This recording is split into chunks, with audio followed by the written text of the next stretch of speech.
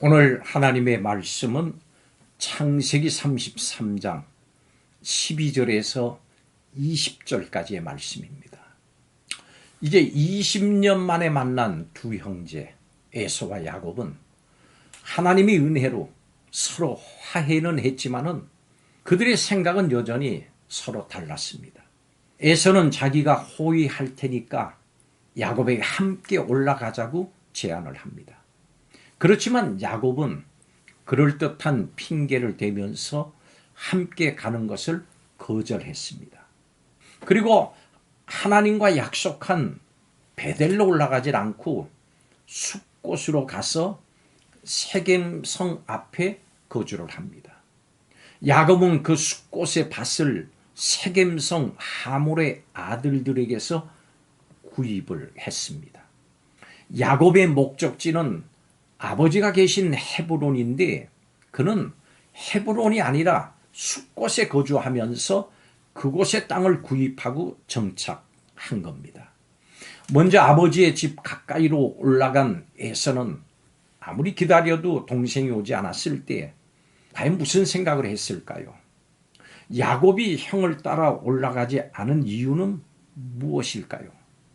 야곱은 다시 퇴보의 길을 걷고 있습니다. 야곱의 이런 결정이 향후에 어떤 결과를 가져올 것인가에 대해서 우리는 관심을 갖게 됩니다.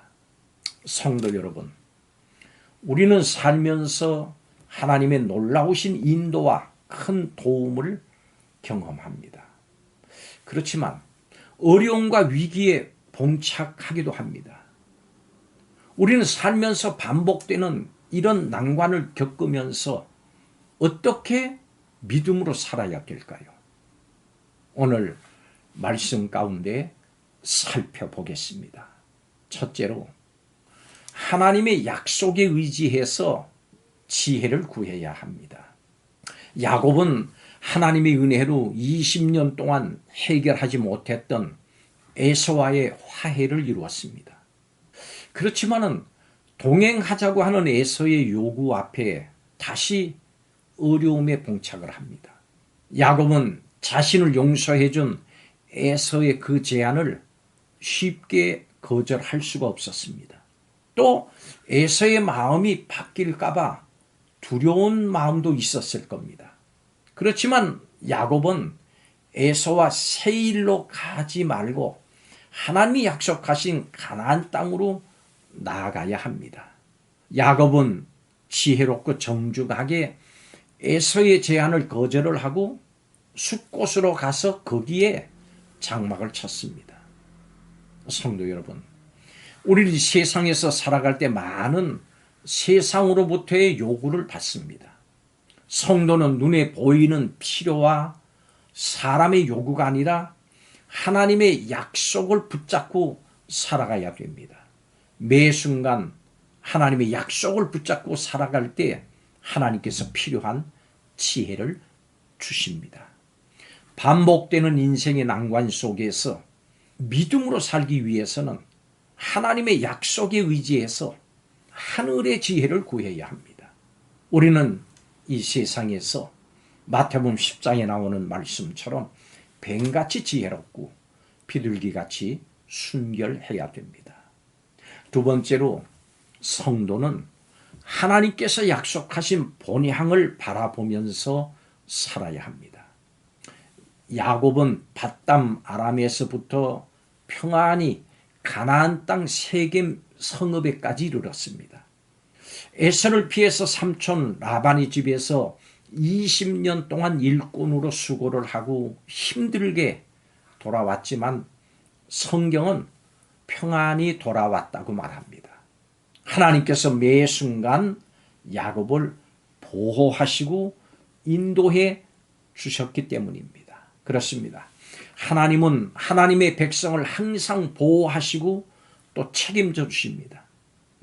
지금 세겜의 땅 몇 평을 통해서 부분적인 약속의 성취를 경험하고 있지만 신실하신 하나님이 약속을 온전히 이루실 겁니다.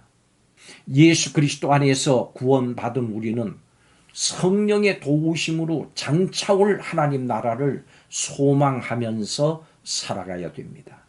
비록 현실이 고달프고 힘들지라도 본향을 바라보면서 살아갈 때 평강과 위로로 하나님께서 우리를 인도해 주십니다. 반복되는 인생의 난관 속에서 믿음으로 살기 위해서는 하나님께서 명하신 그 본향, 천국을 바라보면서 살아야 합니다.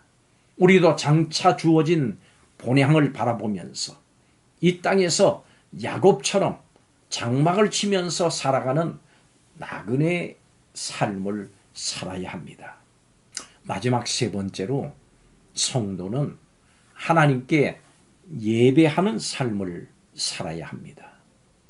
우리에게는 하나님을 예배하는 것, 이것이 가장 큰 복이고 은혜입니다. 야곱은 제단을 쌓고 엘로헤 이스라엘, 즉 하나님, 이스라엘의 하나님이라고 부르면서 하나님을 예배합니다.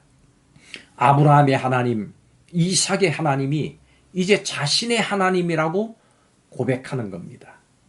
우리도 예수 그리스도를 믿게 하시고 구원의 선물을 주신 하나님께 감사와 찬양으로 예배해야 합니다.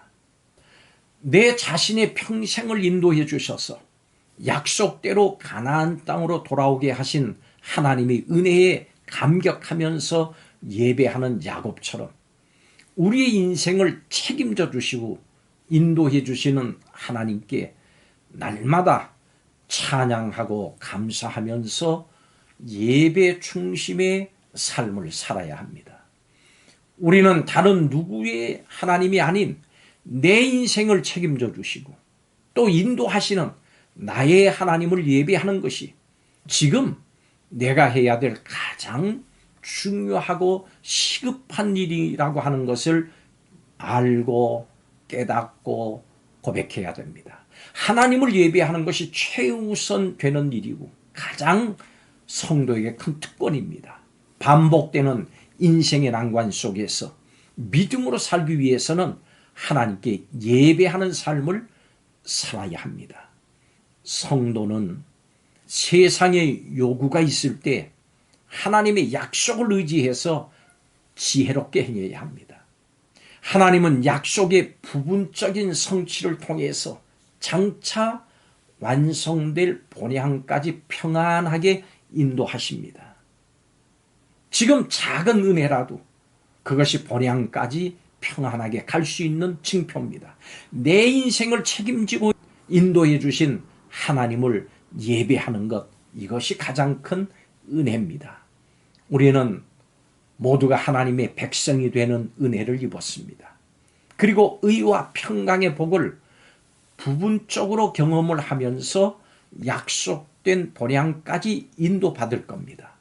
늘 하나님의 약속을 소망하면서 예배하면서 믿음으로 살아나가시기를 바랍니다.